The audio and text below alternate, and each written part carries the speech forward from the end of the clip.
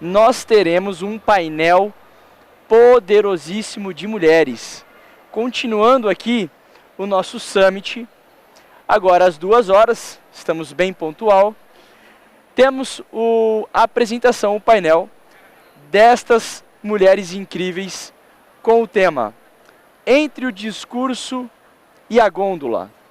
Como tornar a categoria de naturais e orgânicos estratégia nos supermercados e atender o novo consumidor saudável.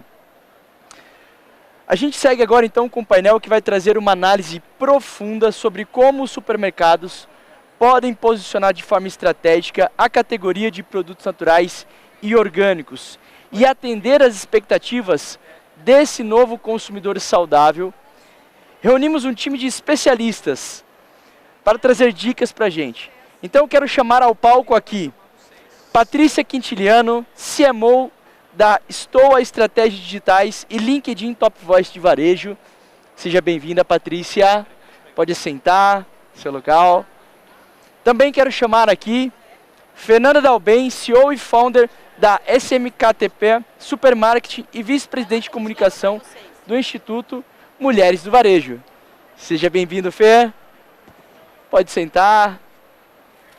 Quero chamar aqui também Bruna Rábica, diretora executiva do grupo Big Box Ultrabox. Seja bem-vindo, Bruna. Essas mulheres lindas aqui para brilhantar nosso palco. E, por último, não menos importante, Sueli Inácio Machado, gerente de CRM da rede Bistec Supermercados. Seja bem-vindo, Sueli. Mas antes da gente começar, vocês vão ganhar um super presente da nossa grande parceira Paco, para vocês ficarem hidratadas durante o painel de vocês, tá? Então vocês têm aí uma garrafinha personalizada da Paco, já está com água potável para vocês se hidratarem. Todas estão com microfones. Está com microfone também, aqui seu microfone. Então, meninas, vocês não têm slides, né? Não? Então, deem um show, aproveitem, tá? Boa apresentação para vocês. Muito obrigada. Bom, pessoal, boa tarde. Obrigada pela presença de vocês. Meu nome é Patrícia Quintiliano. Eu sou fundadora da Stoa Estratégias Digitais e eu trouxe aqui para conversar com a gente três varejistas, mais especificamente 3 supermercadistas. Então, 3 pessoas que entendem muito do nosso mercado e vão conversar com a gente sobre produtos saudáveis. Eu queria começar já abrindo, né, esse nosso bate-papo, perguntando, e aí fiquem à vontade para quem quiser responder, falar o seguinte: a gente fala muito hoje sobre o crescimento, né, dos produtos naturais, dos produtos orgânicos, dos produtos saudáveis, mas na prática, quanto essa categoria já ocupa um espaço estratégico no planejamento das redes de vocês? Fiquem à vontade, quem quiser abrir aqui o nosso painel. Deixar a Fê abrir. Então vamos por ordem aqui. Gente, boa tarde. Bom, Paty, assim, lá na rede Dalben, é uma categoria que obrigatoriamente ela está inserida dentro de qualquer abertura de loja, né? Inclusive, nós estamos no momento de expansão nessa categoria. Já um spoiler aqui, a gente vai fazer uma breve inauguração de um espaço que a gente está chamando de bem-estar, né? Onde a gente reúne ali produtos para o corpo físico, mental e espiritual dos clientes. Então, ampliando o portfólio, melhorando a comunicação, tendo um ambiente realmente ali com uma comunicação visual impactante para o consumidor entrar na loja e perceber que existe aquele espaço. Então, a gente vem evoluindo. Obrigatoriamente já está no nosso portfólio, mas daqui para frente agora é só buscar novos parceiros e buscar novas experiências para esses consumidores. Paty, para quem não me conhece, eu sou de um grupo que se chama Big Box Ultrabox, lá do Distrito Federal. Somos 46 lojas, 23 lojas de supermercado e outras 23 de atacarejo. E, Paty, o que chama a atenção é que quando você compara o ano passado contra este ano, os naturais cresceram mais no atacarejo do que no varejo. E olha que meu atacarejo é para público C, D e E. Então, você nota que essa categoria de naturais ela tem se tornado progressivamente mais estratégica para qualquer tipo de supermercado, inclusive para um atacarejo. Hoje, eu não tenho na minha estrutura do comercial um gestor específico para pasta de naturais. Então, os naturais, eles entram na pasta do PAS resfriado, na pasta do hortifruti, aí pelos orgânicos, na parte da mercearia seca doce, com os produtos de suplementos. Mas em todas elas você realmente vê essa progressão e elas têm sido... a minha gerente comercial tem feito uma curadoria própria desses produtos. E ela própria já viu a necessidade de arrumar o mercadológico, trazendo específico todos os produtos agrupados para olhar para naturais com uma lupa única. Porque aí a gente consegue desenvolver melhor. Muito bacana. Boa tarde, Suelen, Bistec Supermercados de Santa Catarina. Para quem não conhece, a rede tem 27 lojas. E aí é varejo raiz, né? A Bruna falou um pouco de atacarejo aí e de varejo, né? A gente trabalha somente com lojas de varejo tradicional e é um movimento que a rede tomou há 5 anos atrás, né? De ir somente para o varejo, mas com um diferencial de frescor, né? Olhando de fato para produtos importados, para uma linha totalmente diferente de varejo na excelência. E há 10 anos consecutivos já o setor que mais cresce na rede é hortifruti. Pensando nesse frescor, né, de entregar frutas, verduras, legumes que o cliente também não encontra em todo o supermercado, né, principalmente varejo com opções de todo o Brasil. Né? Então, falando da minha área que é de CRM, um dos segmentos que mais cresce também a nível shopper é o shopper de saudabilidade. Hoje ele já representa mais de 50%, né, da nossa quantidade total de clientes. Muito bacana. E pensando aqui um pouco no tamanho de negócio, né, Bruna? Como é que você vê os saudáveis, então, como uma alavanca de diferenciação competitiva, mas para supermercados de quais portes? Porque, por exemplo, no teu caso, né, a gente está falando aí de 2 bandeiras, né, uma de supermercado, uma de atacarejo, são são quase 50 lojas ao todo. E se você tivesse que entender um pouco aí do perfil, né, de porte do supermercado, você acha que os saudáveis, eles se encaixam então só para redes grandes como a tua? Ou varejistas de outros portes também podem se diferenciar com essa categoria? Eu acredito, Paty, que inclusive o varejista com uma loja pequena, ele tem que olhar com carinho para os naturais, para os saudáveis como um todo. Quando eu estou falando de naturais, mas eu estou falando de orgânico, estou falando de suplemento, estou falando dos proteicos, estou falando de uma lista incrível de produtos que o pequeno precisa olhar. E aí, às vezes, o varejista pequeno vai falar, nossa, Bruno, eu tenho uma loja de 300 metros quadrados. Como é que eu vou trabalhar bem esse tipo de produto nessa loja?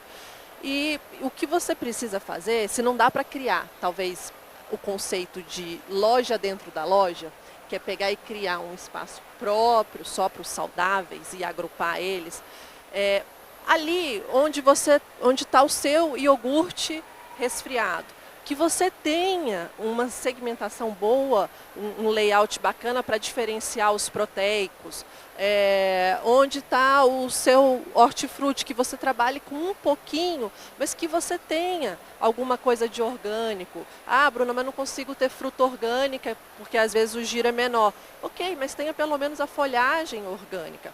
Então, é tentar compatibilizar o espaço com uma demanda que é realmente crescente do consumidor e, como eu falei, de qualquer classe social. Então é relevante.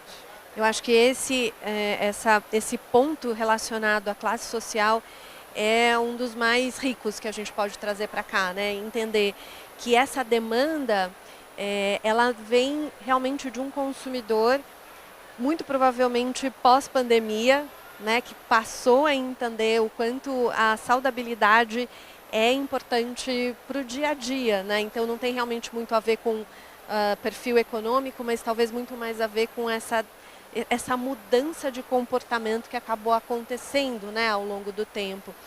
E acho que você trouxe aí um outro ponto bem importante, que é relacionado à exposição, né? Fernanda, me diz o seguinte, como é que vocês definem, né, antes da gente falar de exposição, mas como é que vocês definem o mix de saudáveis? tem uma lógica de curadoria baseada em estilo de vida, ou a gente ainda tem esse foco pensando em nichos com algum tipo de restrição alimentar? Como é que vocês pensam nisso?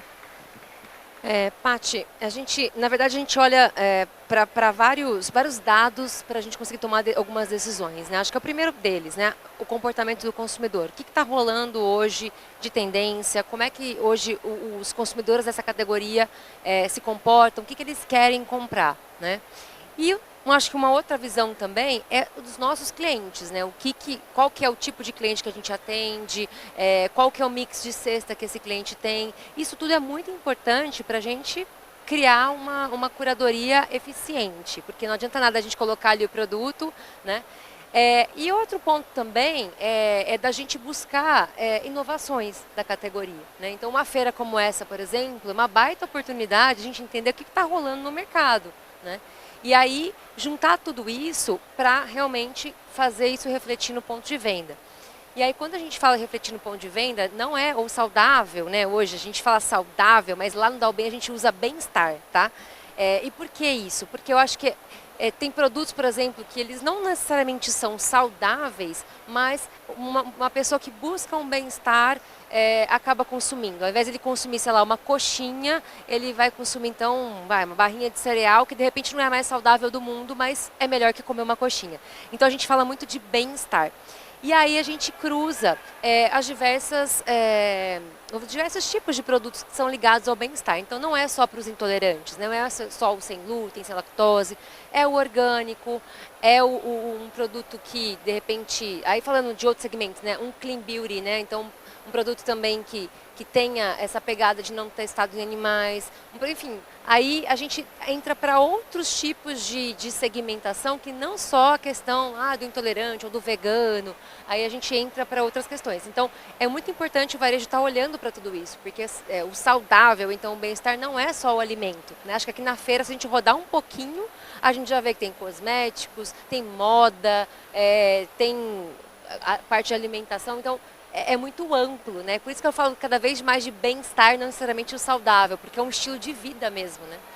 E Fer, vocês hoje estão com quantas lojas? Nós temos hoje 4 lojas e uma delas é a nossa loja Conceito, que é de Valinhos. Que é linda. Aliás, eu convido todo mundo a visitar essa loja, que é uma loja maravilhosa, né, Fer?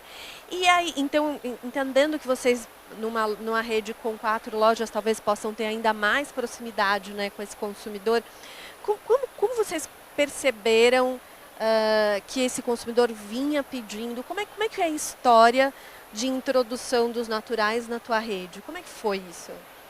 Bom, foi uma forma muito literalmente ali orgânica, né? É demanda do mercado mesmo. A gente já trabalhava, acho que todo mundo começou ali de repente com barrinha de cereal, né? Que era uma coisa que o que mais ali começou, e depois aquilo foi evoluindo. E hoje a gente tem, por exemplo, até uma linha de suplementação bem completa, né? Inclusive vitaminas, que é uma coisa mais difícil às vezes de você vender no varejo alimentar, porque não tem assistência, né? Não tem um atendimento ali, às vezes, de um farmacêutico ou alguém especializado. Mas tudo isso foi uma jornada. Então, acho que a Bru falou muito bem, né? Que não tem um porte, né? Qualquer um pode vender, mas a gente tem que entender também o comportamento do seu cliente para entender qual é a jornada ele está disposto também a fazer. Hoje eu tenho suplemento de R$300 na minha loja, que para um varejo alimentar é alto, né? Mas eu já entendi, meu público entendeu e eu entendi com o meu público que isso faz sentido. Mas a gente começou lá com a barrinha de cereal, né? Então acho que foi muito olhando tendência, olhando o comportamento do consumidor e testando também um pouco o que faz sentido para a cesta dele. Muito bacana.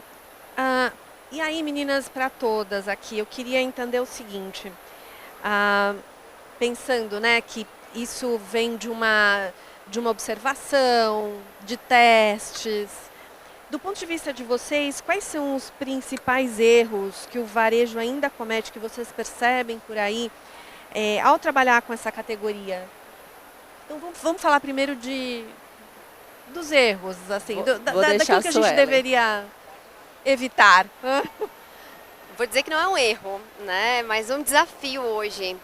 A Fer falou muito, né, sobre bem-estar, olhar para o público como um todo. Como que a gente coloca um supermercado dentro de um supermercado? né? Como que a gente concilia a dupla exposição de um chocolate sem açúcar lá junto com os chocolates e também com os saudáveis? Porque hoje a gente acaba diferenciando, né, esse espaço dentro do super. Então eu vejo muito mais como um desafio, né, parte do que como um erro, mas a gente conseguir conciliar esse mix e mostrar para o shopper que não está só ali dentro daquele corredor, ele pode encontrar dentro do bazar, né, um item, dentro de outros corredores do supermercado e que também vão atender às necessidades do bem-estar e da saúde do nosso shopper. Algum de vocês aqui é fornecedor de produtos saudáveis? Pois é, eu imaginava que tinha alguns fornecedores aí justamente querendo saber como entrar no supermercado. E a grande verdade, gente, é que o nosso desafio para vocês virem conosco é que o cliente precisa querer o produto de vocês. Então, eu acho que é relevantíssimo vocês fazerem um excelente branding da marca de vocês, do produto de vocês, vocês fazerem parcerias com o supermercadista. Eu preciso ensinar para o meu colaborador ali na ponta o que é uma quinoa. Com certeza. Qual a diferença entre uma quinoa em grãos e um flocos de quinoa? Quais as usabilidades, correto? Exatamente. Então, um fornecedor às vezes vindo com essa parceria, dando treinamento, fomentando a categoria, isso ajuda a gente a minimizar os desafios que nós temos. Então é uma parceria próxima mesmo. Eu ia pegar esse gancho justamente isso, né? O maior erro do supermercadista ou do varejista é achar que o consumidor sabe. Não, ele não sabe. Vamos pegar algumas exceções, né? Pessoas que às vezes têm uma orientação de um nutricionista, de um médico, mesmo assim ela não sabe, né? Ela foi orientada. Então, assim, para os fornecedores, né? Uma embalagem cada vez mais simples, mais fácil de entender os ingredientes, mais clean. Para o varejista, quanto maior a educação que ele oferecer para o seu consumidor, para o seu shopper, né? Então, desde o material de ponto de venda, que isso está certinho separado ali, o que é orgânico, o que é sem lactose, enfim, para que é bom tal coisa, até treinamento, até eventos, né, que pode fazer com os clientes, usar o próprio CRM, né? A sua é expert nisso. Como a gente usa o CRM para levar informação? Porque quando esse consumidor sabe, ele vai consumir mais, né? E aí é um ciclo, né? Que daí a gente forma, é que a gente já faz isso com vinho, a gente já faz isso com cerveja, então por que não fazer isso com saudáveis, né? Pois é, essa estratégia, tem realmente categorias que a gente precisa usar a estratégia de criar conhecimento, né? Eu me lembro, não sei se vocês se lembram disso, quando o tapioca, por exemplo, chegou em São Paulo, que ninguém sabia como fazer, ninguém em São Paulo sabia como preparar a tapioca. E aí precisou ter Opa, São Paulo é bem diferente de Brasília, né? Porque Brasília tem muito nordestino. Exatamente, lá já era uma categoria consolidada, mas aqui em São Paulo, quando chegou, era uma grande novidade. Então precisou se ensinar o público para que aí a categoria virasse realmente ter espaço dentro da loja. E hoje em dia eu já vejo lojas que você tem uma gôndola inteira só de tapioca. Né? E eu acredito que no caso dos saudáveis não deve ser muito diferente disso, né? Toda essa parte de educacional, de educar o teu consumidor. A gente também tem uma outra questão, e eu não sei se vocês entendem isso como uma barreira de entrada, que é a parte de precificação de produtos saudáveis. Ainda tem uma ideia de que é uma categoria mais cara, né? De que tem produtos mais caros. Como é que vocês veem a relação da precificação com o consumo ou como uma barreira para o aumento de consumo da categoria? Como é que você vê isso, Bru? Na verdade, é o seguinte, a gente está num momento econômico do país em que o consumidor ele está realmente com o poder de compra dele reduzido. Então, o que a gente tem visto? Uma migração para produtos que caibam dentro do bolso. Agora, independente disso, independente da situação econômica, do que estiver acontecendo, existe uma demanda crescente por produtos saudáveis e isso é inegável. E a gente vê isso aqui no Brasil, vê em outros países mundo afora. Então, por mais que seja às vezes um produto que a gente pode achar que lá na frente é um preço um pouco mais elevado e que às vezes o giro daquele produto vai ser mais lento que um produto tradicional, similar, quando você tem essa parceria com o fornecedor, em que você às vezes faz um JBP bem feito, você constrói aquela boa exposição do produto, constrói um caminho de rentabilidade que seja bom para ambas as partes. Ó, eu abro mão aqui um pouquinho, você abre mão um pouquinho ali, para a gente chegar numa precificação que seja adequada para o consumidor e que faça esse produto girar. Então, eu acho que é um caminho mesmo de parceria com o fornecedor. Muito bom. Quero pegar o gancho das meninas, até da fala anterior, né, de explicar o que é quinoa, né, do uso da tapioca. CRM é um importante aliado em tudo isso, né? A gente falou aqui de independente do tamanho da indústria, da visibilidade para o produto. O CRM ele é muito parceiro independente do tamanho da indústria ou do varejo, né? Ele é um potencial educacional. Mostrar os diferenciais do produto, o porquê que o cliente está desembolsando um investido e o produto diferente. Né? Tudo aquilo que o rótulo fornece, mas que nem sempre o cliente tem tempo para ler na gôndola ou a gente tem espaço para colocar. Então o CRM ele vem para compor isso e gerar experimentação. Nesse ponto de preço, o CRM ele é o grande aliado, porque depois que o cliente experimenta e vê os benefícios, a chance, né, os percentuais aí de recompra, pelo menos para a gente, chega de 30% a 50% de recompra. Então é importante colocar a primeira unidade na cesta e ele vê esse diferencial. E trabalhar a elasticidade, né? Porque daí, através dos dados, você consegue ver, entender se aquele cliente está mais propício para uma promoção, menos propício, porque às vezes o varejista queima a margem, né? E aí falando não só de saudáveis, mas de todas as categorias, né? Então, acho que olhar para essa elasticidade. Tem grupos que vão consumir só se estiver em promoção e tem grupos que você pode, de repente, ter um preço regular ou de vez em quando ali uma promoção que ele vai consumir. Então, mas acho que é isso, né? Complementando, o varejista que quer desenvolver a categoria, talvez abrir um pouco mão da margem junto com a indústria para conseguir tornar essa categoria mais democrática. E Fer, pensando aqui um pouco, né, acho que a gente falou, eu queria retomar então a questão do espaço, né, de como é que a gente aloca, como é que a gente expõe isso na loja. Porque eu sei que tem supermercadistas com dúvidas do tipo, a gente precisa abrir um espaço específico para saudáveis ou não, a gente tem que expor isso junto a outros produtos. Como é que vocês tomaram essas decisões do ponto de vista de exposição? Tá. Paty, assim, não tem uma resposta certa, porque cada varejista tem um tamanho de loja, né? Quando a gente vai para o online, é bem diferente. Mas falando um pouco no nosso caso, a gente tem nos dois espaços, né? Então a gente tem sim uma área que é o mundo ali do bem-estar, onde a pessoa que entra ali, o consumidor que entra ali, ele está realmente em contato com todo o mix agrupado, mas também, pontualmente ali, em alguns casos, também temos produtos inseridos no ponto natural, por exemplo, de massas, né? Você tem ali as massas, mas você tem também massas sem glúten, massas, enfim, integrais, junto com massas, que é a ocasião de consumo. E por que isso? Para você dar a oportunidade para aquele consumidor da massa regular também saber que existe. E em algum momento ele também pode migrar, né? E facilita muito a jornada e também, óbvio, mais visibilidade para a categoria, entre outros. Então, de novo, não tem a resposta certa, porque isso depende também muito do espaço físico que aquele varejista tem.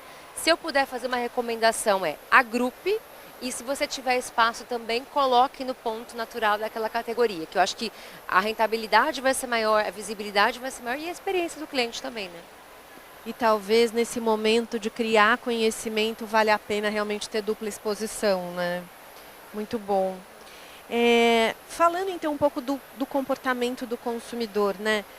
Suelen, eu queria que você me dissesse se você percebe, como é que é o comportamento do consumidor saudável? Você percebe se ele é mais fiel, se ele é mais exigente, se ele é mais sensível a preço? Como é que ele se engaja com campanhas? Enfim, o que você, dentro, né, dessa visão do CRM, o que você já percebeu do comportamento desse consumidor? Perfeito. Primeiro, nós temos vários consumidores dentro de um corredor, né? Tem o consumidor que ele compra porque ele é intolerante, porque ele é vegano, porque ele tem uma opção, né? Porque ele está numa dieta. Então, a gente tem vários comportamentos de shoppers dentro de um corredor, porque atende necessidades diferentes. Mas, de forma geral, é um cliente muito fiel.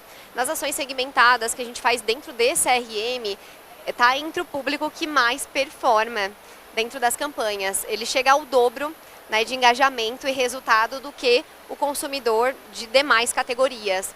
E ele é mais sensível ao preço, sim, ele pesquisa, ele entende, porque ele também olha os benefícios. E aí volta lá no assunto que a gente falou de educacional, né? O quanto o CRM com estratégia, ele pode vir para conversão, né? Qual é a estratégia que a gente está usando? Vamos converter para a primeira compra? O texto, a imagem, a comunicação, o preço é diferente de uma ação que a gente vai reter o cliente, que ele já é fiel à marca, que a gente vai aumentar o ticket médio. Então a gente usa, né, dessas estratégias para engajar esse cliente ainda mais, mas ele não perde nenhuma campanha, ele é exigente, é um público que está ali lendo e acompanhando cada rótulo, ele conhece o que ele está comprando na maioria dos casos. E Fer, do ponto de vista de comunicação, como é que você engaja mais esse público? Você sente que tem essa diferença na hora de se comunicar com esse público do que, vou chamar de um consumidor regular, né? Aquele que vai só para fazer a cesta de compras ali, semanal, mensal, enfim. Como é que você engaja tanto no PDV quanto no digital essa comunicação, esse consumidor com as suas comunicações?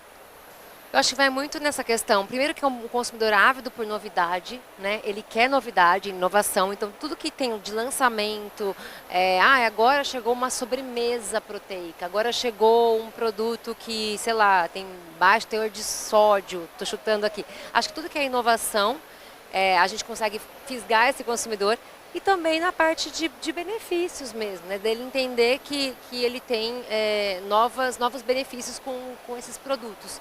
Então, tudo que a gente falar com esses dois aspectos, é uma novidade, chegou aqui, você não tinha isso, agora você complementa a sua cesta com isso, até novos atributos, novos benefícios. Muito bom. E já aconteceu de vocês colocarem algum produto na gôndola que estava com a precificação mais alta e apesar de ser saudável, apesar de ter toda uma comunicação bem feita, de vocês terem explicado, né, o diferencial do produto, o produto parou, não girou? Não, na verdade, o contrário, quando você faz a comunicação bem feita, mesmo com um preço normal do produto, aquele produto ele acaba girando. E aí eu queria passar para vocês um dado que eu trouxe, que eu peguei com o meu gerente de CRM, de marketing. Ele falou o seguinte, que lançamentos de produtos naturais, quando tem destaque em vídeo, no Instagram, tem grande procura na loja, mesmo sem mexer no preço. Então ele falou que vídeos do tipo Reels, falando dos benefícios do produto, tem ajudado muito a fazer aquele produto girar. Ele deu um exemplo de um kombucha e de uma bebida chamada Moving.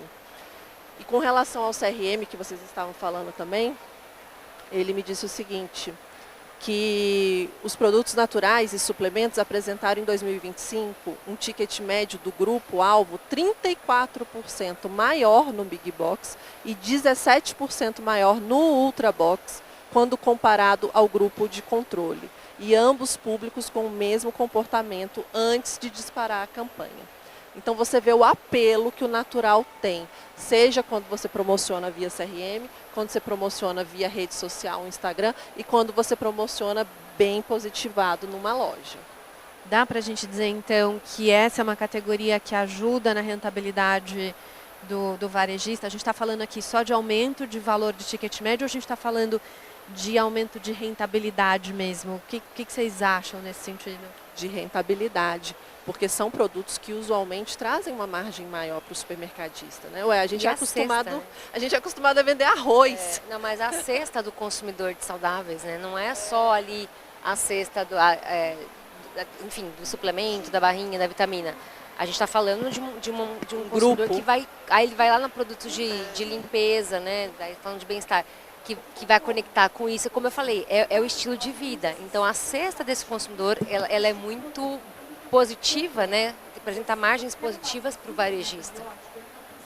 E quais são as categorias que vocês mais gostariam de incentivar dentro do portfólio de vocês? Porque a gente falou muito de alimentos, mas tem isso que você trouxe, né, Fer, de todo não alimentar dentro do varejo alimentar, que também poderia ter esse incentivo. Vocês enxergam quais categorias com grandes potenciais? Posso até falar no nosso caso a parte de suplementação, né? A gente, em algumas lojas da rede tem galerias, né? E aí o cliente ele compra o suplemento lá na loja da galeria e compra o restante do mix no super. Né? Óbvio que a galeria também é importante, né? A loja de bem-estar, mas por que ele não faz essa compra dentro do supermercado se ele já está concentrando o demais ticket lá? Né? Então entender que dentro do super ele também encontra esse varejo e produtos de qualidade. Né? Passar essa confiança, que são rótulos bons, rótulos limpos, né? Também indicados por nutricionistas. Então é um pouco de diversificar, né, e sair só dos produtos light, diet, sem glúten, sem lactose, como que a gente tem um mix que vai atender a saúde mesmo do nosso shopper, né? No nosso caso, limpeza já temos um mix assim bacana, mas acho que só rodando na feira aqui eu já vi que tem bastante coisa legal, mas a parte de cosméticos também. Né, que acho que pro alimentar é mais desafiador ainda, né? Aí é que a gente vai precisar de mais ajuda ainda da indústria, enfim, porque eu acho que tem muita opção hoje em dia, mas falta chegar a informação para aquele consumidor entender que aquele produto realmente é clean label, é não testado em animais, etc, etc. Né? Então, acho que pelo que eu olhei aqui tem muita coisa legal assim para desenvolver nessa parte. Eu concordo com a Fê. Produto de cosmético é ainda um desafio grande no varejo alimentar. Existe uma procura crescente por shampoos mais saudáveis, que não agridem, né, o cabelo. Pessoal, alguém quer fazer pergunta? A gente pode abrir para perguntas? Claro. Eu acho que foi eu acho cruzado que eu o ouvi. áudio, né? Mas, gente, aqui também a gente pode, Pode, tá? aqui também vocês podem fazer perguntas. Aqui vocês, por favor, fiquem super à vontade. Se alguém quiser perguntar alguma coisa, é só levantar a mão. O sim serviu para cá também. Né? Serviu. Mas para além dos cosméticos, mesmo quando você entra no grupo dos alimentar, você vê o seguinte, tem nutricionista aqui na plateia? Eu gosto de saber. Também tem, ótimo. Os nutricionistas têm uma preocupação muito grande com os ingredientes. Que ingredientes tem nesse produto dito como saudável? Porque existe, às vezes, muito marketing de um produto que é lançado e colocado como saudável. E aí o nutricionista olha ali no ingrediente e ele fala, não, cliente, para você eu não indico esse produto, você tem que consumir esse e aquele. E a grande verdade é que o supermercado, de modo geral, ele vai olhar o que tem uma demanda maior do consumidor. Então, infelizmente, o supermercado, estou falando isso de modo geral, ele ainda vai olhar para o que tem mais apelo de marketing e menos para o que é efetivamente saudável. E aí eu acho que está esse grande desafio da gente ensinar melhor o consumidor sobre o que é efetivamente saudável, para aquilo que é saudável de verdade girar bem no supermercado. E aí, pegando o gancho, né, a gente tem as microempresas. Isso para um supermercado ou qualquer uma loja especializada de rede, enfim, na hora que vai comprar do micro, essa questão de imposto é muito complicada. Então, às vezes, a gente deixa de ter na loja, né, uma microempresa, por exemplo, que é um produto super bom, super recomendado, que a hora que o nutricionista bate o olho e fala, nossa, por conta dessa parte fiscal mesmo, né? Então, acho que já fica uma provocação para a gente tentar rever isso, porque isso inviabiliza tanto o micro quanto o varejista, às vezes, de vender produtos diferentes, né? Fer, excelente.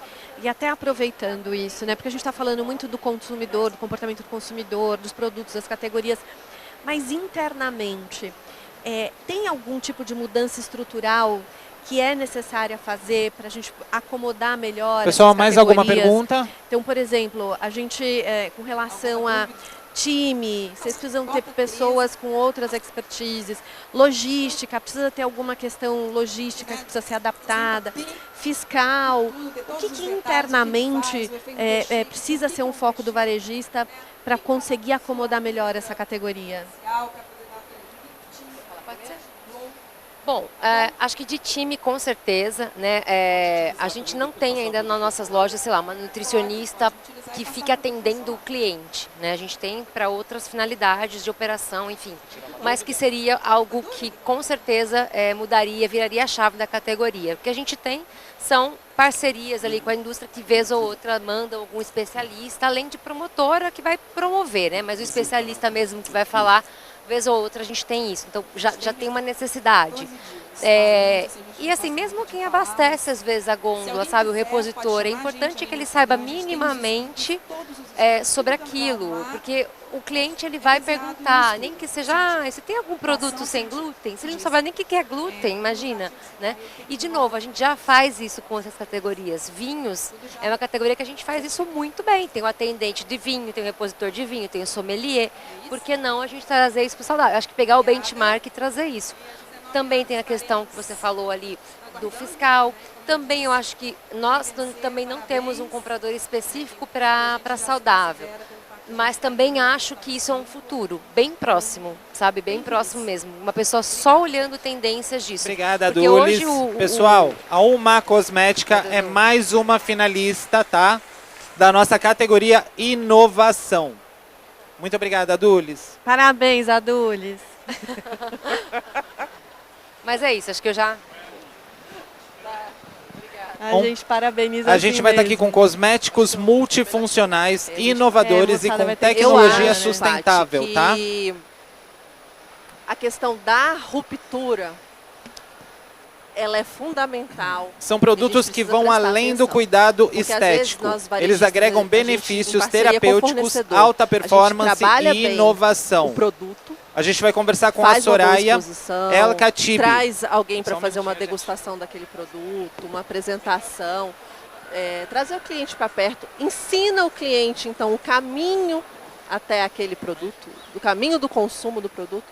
E aí, o que acontece? Falta de abastecimento e falta de continuidade. A próxima apresentação é de cosméticos multifuncionais, então, inovadores e com tecnologia sustentável. Pessoal, quem quiser participar, é só chegar aqui no Espaço Saúde, Beleza e Bem-Estar. O espaço é aberto ao público e funciona todos os dias, tá? É só chegar aqui no nosso espaço. O espaço é gratuito. Vocês serão sempre bem-vindos aqui no nosso espaço. Quem está aqui no Sudeste. A próxima apresentação, a gente vai falar sobre cosméticos multifuncionais, então inovadores e com tecnologia sustentável. Atender uma rede de supermercados que está em outras regiões, mais longe. Pessoal, a gente vai mergulhar agora no universo dos cosméticos multifuncionais. Distribuidores que trabalhem esses muito produtos bem que vão além do cuidado estético de vocês. e agregam benefícios terapêuticos, pessoal, eu vou só pedir um alta minutinho. performance e inovação. Nossa convidada vai compartilhar essa experiência de mais de 2 décadas como pesquisadora e educadora, além de abordar como uniu a ciência, sustentabilidade e empreendedorismo para transformar o mercado cosmético brasileiro. Eu convido a palco a CEO e fundadora da S Cosméticos do Bem, a Soraya El Khatib. Bem-vinda, Soraya.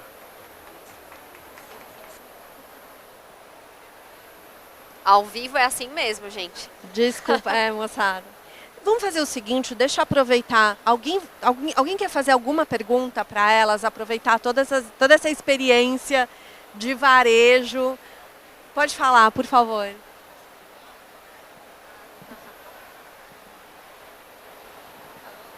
Tudo bem? Alô, alô? Ouvindo.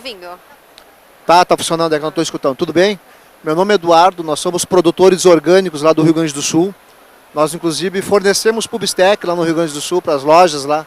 Todas as lojas do Bistec no RS a gente fornece. A gente produz hortifruti orgânico ali na Grande Porto Alegre e distribuímos no Rio Grande do Sul, né? E agora a gente está com um projeto para vir para São Paulo também para atender, né, o mercado de São Paulo, Santa Catarina, alguma coisa, né, e Paraná. A questão, tu falou do Distrito Federal, né? Como é que eu faço para te atender, por exemplo? Eu posso botar o meu produto aqui em São Paulo, num hub. Eu imagino que tu deva vir até São Paulo para buscar produtos. Não vem? Não, tem que entregar lá. Tem que entregar. Esse é um problema, né? Pois é, esse é um desafio muito grande. E em se tratando de hortifruti, é maior ainda. Porque eu não tenho um CD para receber hortifruti. Sim. Eu recebo só a mercearia seca. Então, mas é até algo que eu estava pensando, tá? Eu tive com um fornecedor semana retrasada conversando sobre essa questão, sobre a importância de às vezes eu ter um ponto ali para estar recebendo hortifruti e alguns perecíveis para eu poder estar redistribuindo para as minhas lojas. Isso cada vez mais se torna importante. Você fornece quais produtos do hortifruti todos? São 40 variedades diferentes. Eu posso conversar contigo depois, no Tá final, bem. aí eu te explico melhor. Tá joia. Né? A gente atende lá o Bistec no Rio Grande do Sul, como eu tinha comentado, né? E tem produtos que é difícil da gente entregar até o Bistec, que é em Santa Catarina. Por exemplo, folhosas, muito difícil. Mas, entretanto, abobrinha eu consigo, batata doce eu consigo, né? Repolho, couve-flor, são produtos que a logística é menos complicada. A folhosa, se eu boto num caminhão mesmo refrigerado, ela vai chegar no outro dia murcha. Né? E no caso do Bistec, lá no Rio Grande do Sul, nós colhemos de manhã, de 6 da manhã, de tarde já está na loja do São Bistec. lojas Então, próximas. exato, então é bem diferente, né? Principalmente com as folhosas.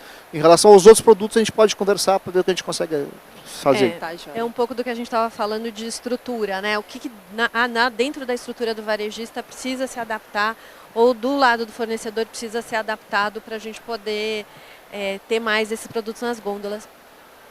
Oi, meu nome é Gabriela, eu sou proprietária de uma empresa pequena, né, uma microempresa de produtos de limpeza naturais, lá de Santa Catarina. E aí você comentou, né, Fernanda, sobre quais são as dificuldades que um empreendedor menor tem para entrar numa rede grande. Mas, ao mesmo tempo, a gente consegue enxergar que já existem redes que fazem isso, né? Então, por exemplo, em Santa Catarina, a gente está em redes de supermercado e construímos essa parceria. Que outras barreiras vocês enxergam para que microempreendedores de outras regiões de São Paulo, por exemplo, ou das regiões dos estados de vocês, deveriam passar de barreiras, né? Então, uma empresa que tem um produto que ainda não tem uma marca conhecida, ela precisa muito contar com essa parceria do varejo para ela conseguir construir a marca dela, senão ela não consegue. Né? Especialmente se fugir de categorias tradicionais como alimentos, que a gente não consegue fazer a pessoa experimentar lá na hora. Eu faço produto de limpeza, não dá para eu falar, olha, vamos limpar aqui agora o salão. O que vocês recomendam para essas categorias para construir melhor essa parceria junto com, com as redes varejistas? Legal. Vou pegar seu gancho aqui. Bom, primeiro, acho que você falou um pouquinho das barreiras, né? Então tem essa questão de barreira de impostos, tributárias e tudo mais, ainda mais quando vem de outro estado, né? Isso é um ponto. A questão também é o diferencial do produto, né? Então, assim, o olhar do varejista, né, de curadoria. Esse produto realmente é diferente, ele vai dar profundidade no meu sortimento. Então, ok. E vai muito da aposta mesmo daquele varejista, porque a chance dele pegar um grande que de repente tem uma parte ali que vai atender a necessidade do consumidor é muito grande. Porém, se ele tivesse olhar para a profundidade de sortimento, entender o público dele, ele vai buscar nos menores esses diferenciais, essas inovações que são tão mais rápidas do que de repente os grandes, né? Principalmente falando de limpeza. Então, assim, acho que o ponto principal é mostrar realmente, né, você pediu conselhos ali, né? Esses diferenciais competitivos, né? Uma coisa que os grandes fazem bastante é a questão de investir mesmo no produto. Então, que eu sei que é difícil, né? Então, o varejista vai chegar, tá bom, mas eu quero sellout, eu quero center, que é uma prática do varejo. Então, acho que tem que ser um pouquinho dos dois lados. Não vou dizer que isso não vai existir, porque precisa disso para o produto performar. Precisa. Porque o produto ali só, com 3 frentinhas, um produto que a marca não é conhecida, ou o varejista vai lá e aposta junto, o que é mais difícil, né? Falando a vida como ela não porque uma rede é melhor ou pior, mas é assim. Ou também a indústria, mesmo que pequena, já colocar isso dentro do plano de negócio. Cara, eu preciso de de repente eu não vou estar em todos, eu vou escolher em quem eu vou estar, mas eu vou estar de uma maneira que eu vou ter um investimento para conseguir fazer o produto performar. Porque aí sim você vai ganhando share, aí sim você vai ficando conhecido. Então é um trabalho a várias mãos, mas precisa de um esforço dos dois lados, né? Do varejista de apostar e do microempreendedor também de ter alguns recursos para ajudar o varejista também nesse sentido, né? Exato, porque apesar da gente olhar para o varejista e às vezes ver várias lojas e ver uma empresa com um grande porte, ele tem ali uma série de desafios operacionais que não são fáceis de transpor. Então, aquilo que a Bruna, por exemplo, comentou sobre ruptura, né, que é um problema constante. E, às vezes, quando você, no caso de um fornecedor menor, isso acaba acontecendo com muita frequência.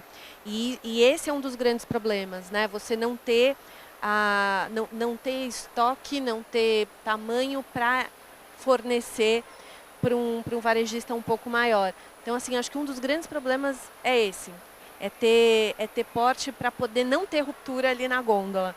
E depois, mas eu não tenho ruptura, o meu produto está sempre na gôndola. Quem é que vai realmente fazer esse abastecimento, vai tirar o produto do estoque para colocar na gôndola?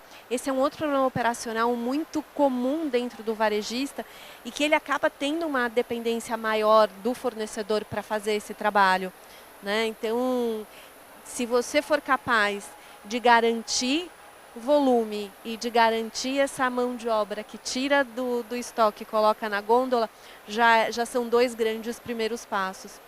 E aí vocês estão falando tanto do bistec, eu acabei me lembrando, né, Su, que você teve uma série de ações bacanas que você já fez dentro do CRM e que trouxeram um baita de um resultado, né, para as categorias, para os produtos que você anunciou. Você pode compartilhar com a gente pelo um ou 2 deles que foram bem bacanas? Perfeito. A gente está falando aqui de saudáveis, né, de aumentar a experimentação do nosso shopper. Eu quero contar um case que aconteceu e começou lá na bebida, no setor de bebidas. A gente começou a estudar o público de energéticos. E aí começamos a olhar a cesta de bebidas do público de energéticos. O que vem na cabeça de vocês quando a gente pensa em um consumidor de energético? O que ele leva? É uma vodka? É um gin, é um gelo, né? O que está nessa cesta? Muitas pessoas respondem isso quando a gente pergunta. E a segunda bebida mais presente na cesta era a bebida proteica. O consumidor de energéticos do bistec, né, o segundo item mais consumido é a bebida proteica. Quando a gente foi buscar as relações, faz sentido. São ocasiões de consumo totalmente diferentes em alguns casos, mas que entregam energia para o nosso cliente. E a gente testou. Fez uma ação de bebida proteica para o shopper de energéticos. E foi até hoje, historicamente, em todas as ações, a melhor performance, né, que a gente teve em todas elas. Assim como a gente está trabalhando muito cerveja sem glúten. Agora tem várias marcas que estão entrando aí para o mercado, né? Tá difícil escolher, né, para colocar na gôndola tantas opções. E mostrar para o shopper que tem tanta oportunidade. E a gente começou a oferecer esse produto, também ofertar através do CRM, mostrar o produto para o shopper lá da saudabilidade, que compra o pão sem glúten, que compra a massa. E também foram as melhores performances, não só aquele que busca baixa caloria, na maior parte dos casos desses produtos. Então aqui, Paty, quero deixar um recado, né, e uma dica falando de CRM, que eu falo muito de aumentar a pizza, não só dividir as fatias. CRM não é só olhar para concorrente ou para o mesmo público. Vamos olhar a cesta do shopper no mercado como um todo. As meninas falaram, né, que a saudabilidade ela atrai, né, o bem-estar atrai o shopper, mas que ele compra todo o restante do mix na loja. Então o CRM ele vem para conhecer o que é o restante do mix. Como que a gente faz para aumentar a cesta e para diversificar, né? Assim a gente vai de fato gerando experimentação e agregando. Legal. E meninas, para a gente finalizar, se vocês tivessem que deixar uma única recomendação para quem está começando a estruturar a categoria de saudáveis com estratégia, o que vocês diriam? Qual é a dica que vocês deixariam? Fê. Bom, eu diria o seguinte. Você primeiro olha para quem é o seu consumidor, entende aonde ele se enquadra, entende a demanda, o potencial de demanda. Se você tiver mais de uma loja, clusteriza a sua loja de acordo com a renda e perfil de cliente, isso pensando em saudabilidade. E quando você for pensar em planogramar dentro da sua loja, use ferramentas que te auxiliem nisso. Faça efetivamente uma gestão de categoria.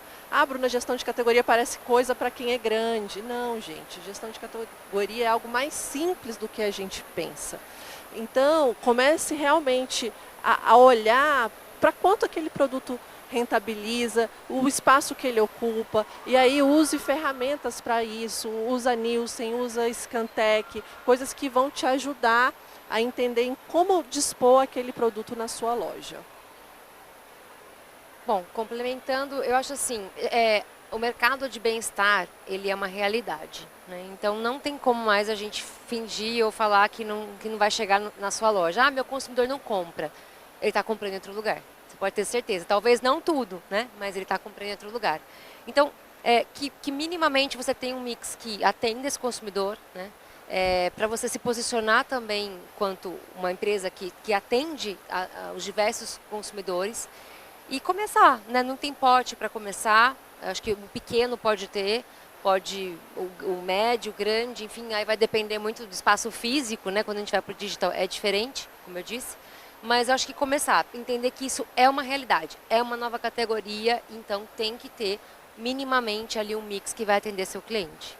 Vocês escutaram durante toda a nossa fala, entenda o consumidor, né? Então, CRM vem para complementar tudo isso e ele está presente em todo o tamanho de varejo e para todo o tamanho de indústria, né? Então, os nossos amigos aqui que atendem o Bistec em orgânicos, vou convidar para a gente falar de CRM também, né? Deixar essa pauta aberta, porque é para toda a indústria, né? É para todo o varejo. Entendendo o nosso consumidor, a gente consegue de fato justificar o preço, justificar os diferenciais, né? Então, usem estratégia na ação, acho que é um bom resultado para a CRM, não é só entender o consumidor, isso é muito importante, mas que tipo de estratégia que você vai buscar, né? É conquista, é reconquista, é aumento de ticket médio, é fidelização, então um CRM bem feito, com uma boa estratégia, é o que de fato performa muito bem. Bacana. Bom, queria agradecer, né, a disponibilidade de vocês, a abertura, a generosidade de compartilhar, né, o que vocês vivem nas suas empresas aqui com a gente.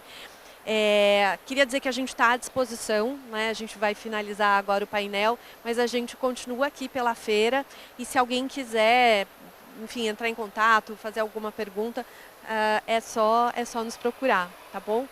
Pessoal, muitíssimo obrigada pela presença de vocês. Obrigada. E pela participação. Obrigada.